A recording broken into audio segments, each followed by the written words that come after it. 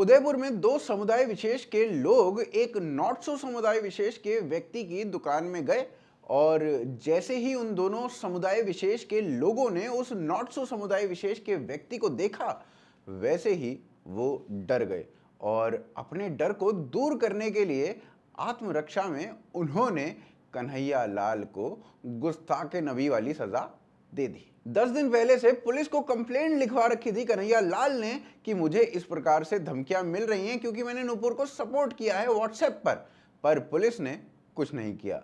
जिस स्थान पर यह घटना हुई वहां सभी दुकानें जो थी वो हिंदुओं की थी और वहां पर 10-12 लोग आसपास खड़े भी हुए थे, परंतु जैसे ही कन्हैया लाल के साथ ये सब कुछ होने लगा वैसे ही सभी लोग वहां से भाग गए। हाँ, एक ईश्वर सिंह जी थे जिन्होंने साहस दिखाया और कन्हैया लाल की हेल्प के लिए पहुंचे।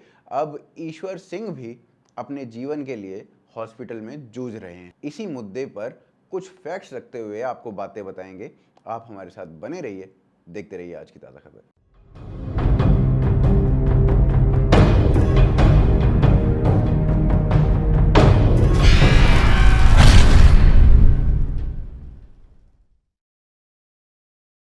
कन्हैया लाल एक टेलर जिसे ब्रॉड डे लाइट में गुस्ताखे नबी वाली सजा दे दी गई।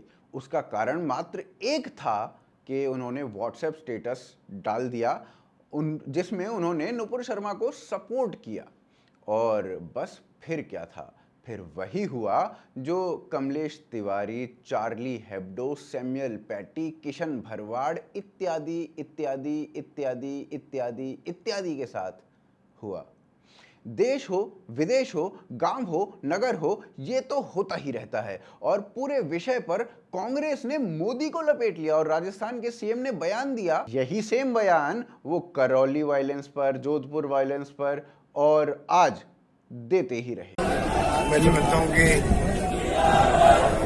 माहौल ठीक करने की आवश्यकता नहीं है। पूरे देश के अंदर तनाव का माहौल बन गया है। मैं बार बार बोलता हूँ मोदी जी को, अमित शाह जी को, आप क्यों नहीं पूरे देश को एड्रेस करें। जिस रूप में इन्होंने इस घिनौना काम किया है, प्रधानमंत्री को चाहिए आगे आगे नेशन को संबोधित करे,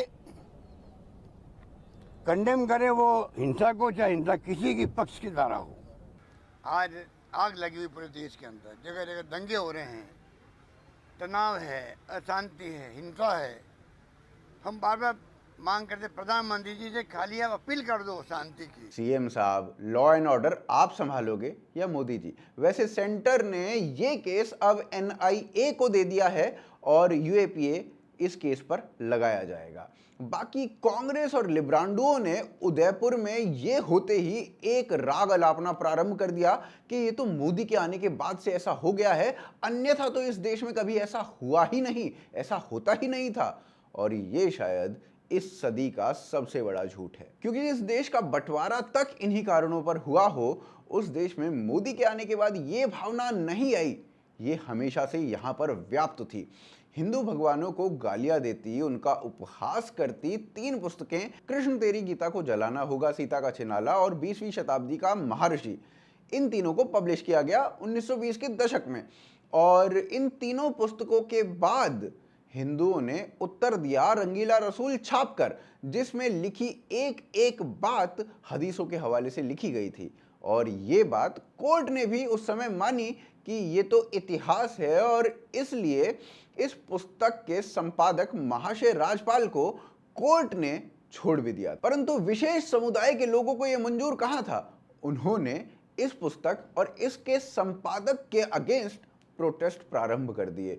प्रोटेस्ट इतने पागलपन से भरे हुए थे कि मोतीलाल नेहरू, जो स्वयं एक तगड़ा मुस्लिम अपीजर था, उस व्यक्ति तक ने कह दिया कि मुसलमान of this country have gone mad. परंतु महात्मा गांधी ने नॉट सो महात्मा वाला काम किया और इस्लामिस्टों को उस समय सपोर्ट कर दिया। अजी ये सेक्युलरिज्म और कहां से आया है? यहीं से तो आया है। एक दिन 1927 में मौका पाकर इल्मुद्दीन ने महाशय राजपाल को गुस्ताखे नबी वाली सजा दे दी।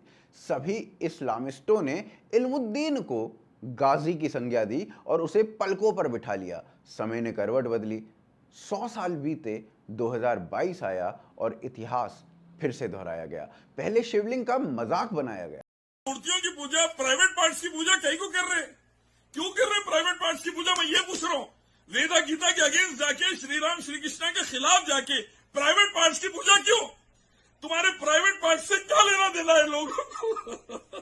क्यों प्राइवेट पार्ट्स की पूजा क्यों कर रहे प्राइवेट पार्ट्स की पूजा? हिंदू देवी देवताओं का मजाक बनाया गया और इससे क्षुब्ध होकर नुपुर ने एग्जैक्टली वही बोला जो हदीसों में लिखा है। इस्लामिस्टों ने प्रोटेस्ट किए और राहुल गांधी से लेकर सभी सो कॉल्ड लिबरल्स या लिब्रांडुओं ने उनका पूर्ण समर्थन किया। राहुल गांधी ने उदयपुर की घटना पर यह ट्वीट किया। अब इस ट्वीट के साथ कंपेयर कीजिए। कुछ ऐसा ही अरविंद केजरीवाल ने भी किया। अरविंद केजरीवाल के इस ट्वीट को उनके इसी ट्वीट से कंपेयर कीजिए। आप जब कंपेयर करेंगे तो आपको एक अंतर सीधे तौर पर दिख जाएगा और बस यही है हिपोक्रेसी।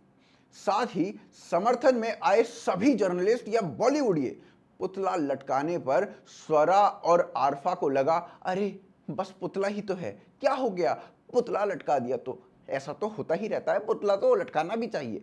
उस समय इस्लामिस्टों को जो पॉलिटिकल बैकअप मोहनदास करमचंद गांधी ने दिया, वही सेम पॉलिटिकल और मीडिया बैकअप आज ये लिब्रांडो दे रहे हैं। यहां तक कि स्टडी आईक्यू वाला ये चिमकांडी, जो स्टडी आईक्यू का को फाउंडर है, ये इस तरीके से सपोर्ट कर रहा है। कह रहा है ये जो सब करता है वो ना अल्लाह का है ना राम का है। हाँ सही बात है, गौतम बुद्ध का नाम लेके इसने ऐसा किया होगा। 1920 के दशक से 2020 के दशक को 100 वर्ष बीत चुके हैं, बदला क्या? कुछ भी तो नहीं। इल्मुद्दीन को गाजी की संज्ञा दी गई और उसे पलकों पर बिठाया गया। इन दोनों के इस कृत्य पर देश के इस्लामिस्टों को, जो आपके घर के आसपास रहते हैं, उन्होंने कुछ इस प्रकार से सेलिब्रेट किया।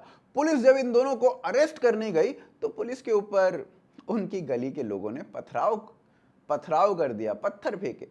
अब इससे अधिक सपोर्ट क्या ही कोई मांगेगा, बताइए। ये पूरा किस्सा जुबैर की एक पोस्ट के बाद प्रारंभ हुआ। उस जुबैर की पोस्ट से जिसने स्वयं हनुमान से लेकर राम तक सबका उपहास किया, और जब उस सब के लिए उसे अरेस्ट किया गया तब फ्री स्पीच की डिमांड करते हुए लिब्रांडू आई स्टैंड विद जुबैर चिल्लाने लगे। पर नुपुर शर्मा को फ्री स्पीच की अनुमति नहीं है।